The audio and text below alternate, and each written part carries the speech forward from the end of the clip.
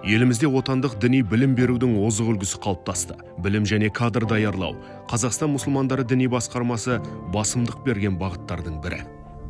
Қазақстан мұсылмандары діни басқармасы жалпы өзінің қара шаңырағын жан-жақты қуаттап алды. Діни интеллект саласында университет ашты. Нұр-Мүбарак университетін ең бір көн қол жеткен жетістік. Ол университетте бүгінгі таңда 21 Аль-Азхар академиясының профессорлары сабақ береді. Бұндай университет орталық Азияда теңдесі жоқ. Біздің жаңағы кадрлық саясатымызды оңынан шешіп отырған үлкен қара шаңырақтың оқу орны, жоғарғы оқу орны. 9 медресе аштық. Бұл медресенің қазіргі таңда 6-ауы колледж статусына ие болды. Исламтану мамандығы бойынша түлектерді шығарады. Еліміздегі ислами білім беру жүйесі 5 деңгейде қызмет атқарады. Діни сауат ашу курстары, қарилар дайындау орталықтары, медресе колледждер, білім жетілдіру институты, университет. Еліміздегі ислам дінін насихаттаудың және де ағартушылық жұмыстың негізгі бағыттарын фәтуа беру мәселесі осы Қазақстан мұсылмандары діни басқармасының негізгі мақсат міндетіне жатады. Соның бірі ағартушылық жұмыс. Ағартушылық деген кезде бәріміз дұрыс түсінуіміз керек. Бұл жерде діни тұрғыдан сауатын ашу және де қажетті дін мамандарын даярлау. Қазақстан мұсылмандары діни басқармасы ауданды, қалалық, тіптім ауылдық мешіттердің жанынан діни сауат ашу курсын ашқан. Ол жерде келген 7-ден 70-ге дейінгі жастан жасамыстың барлық келіп, діни сауатын ашуға мүмкіндік жасалады. Діни сауатын ашу дегенімізде мен алдарыңызда тұрғанда Құран кәрімді мені ашып оқу. Яғни бұны қалай оқиды, ережесі қалай деген секілді осыдан басталады. Елімізде бұрын жастар діни білімді алуға толық мүмкіндігі жоқ еді. Мен дін саласындағы оқу жүйесіне келген кезде студенттердің саны 50 шамасында болатын. Бұл біздің Қазақстан тәуелсіздік алғаннан кейін сұранысты қамтамасыз ете алмайтындығы айқын көрсетілді. Сондықтан Нұр-Мүбарак университеті сол кездегі қажеттілікке сәйкес дүниеге келді.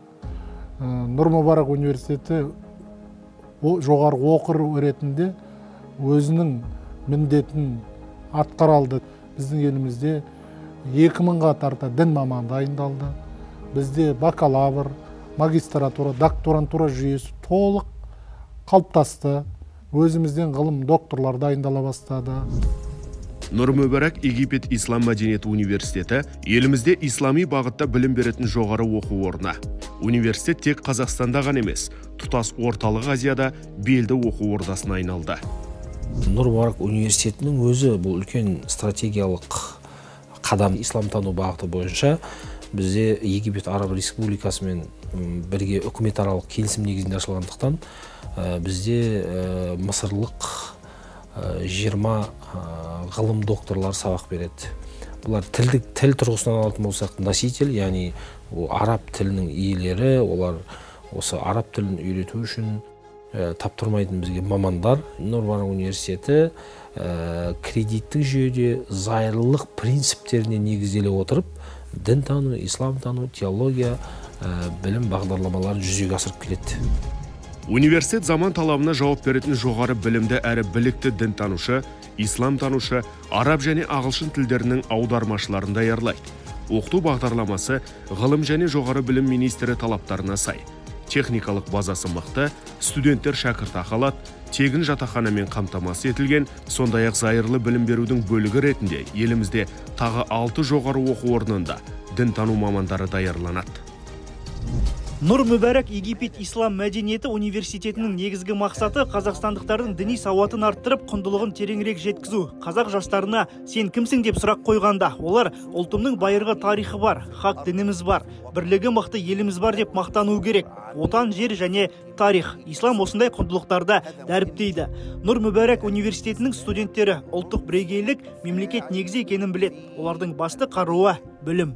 Дін мәселесі бұл жыл өткен сайын күрделеніп келе жатыр.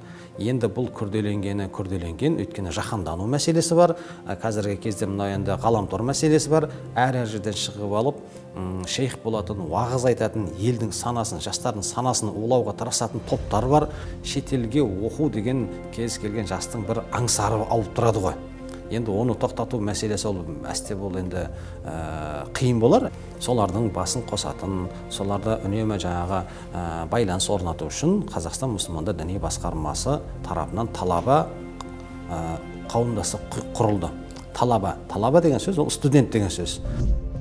Қауымдастық 2019 жылы құрылды. Шетелде білім алып жатқан жастарды қадағалап, әлеуметтік тұрғыдан қолдап, деструктивті діни ағымдардың ықпалынан сақтайды.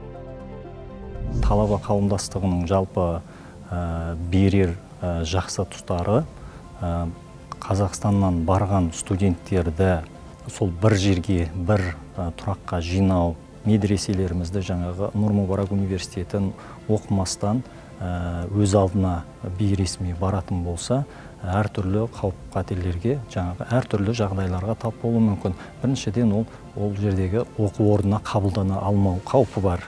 Және виза мәселесі қиын. Ресми қабылданбаған соң, бейресми тұрған марказ дейді. Өз жолымен барған студенттерімізді де ол жақта қазір заңдастырып жатырмыз. Білім амалдың негізі. Амалсыз білімнің пайдасы болмайтыны секілді, білімсіз амалдың да еш пайдасы жоқ. Сала мамандары білім негізін елде қалаған абзал дейді. Діни білім алудың алғашқы бастауы медресе, ұстаз арқылы алынған ілімде жүйе бар. 2011 жылдары діни бірлестіктер туралы заңдар өзгерді.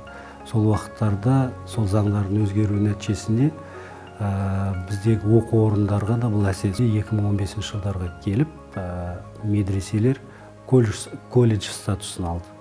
Яғни кәсіби білім беретін мекемелерге айналды. Медреселер колледж статусын алғаннан бері 11 класстан кейін емес, ертерек бастауға. 9 класстың аттестатымен келіп те оқуын жалғастыра алады. Қазақстандағы 9 оқу орны болатын болса, орта буынды мамандар дайындайтын. Соның ішінде 5-еуінде қазір қыздар бөлімінде жұмыс жасайды. Оқытылатын оқулықтар, әдебиеттер мен оқу бағдарламасын мүфтият бекітеді. Олар Ханафи мазхабының ұстанымдарымен толық сәйкес келеді деп құпталған. Еліміздегі медресе университетті тәмамдаған мамандарға сұраныс жоғары. Олар ғибадат үйлерінен бөлек мемлекеттік мекемелерде де қызмет етуде. Тіпті шетелде оқып, ел ішіне іріткі салмақ болған деструктивті діни ұйымдарды оңалту шараларына да тартылды.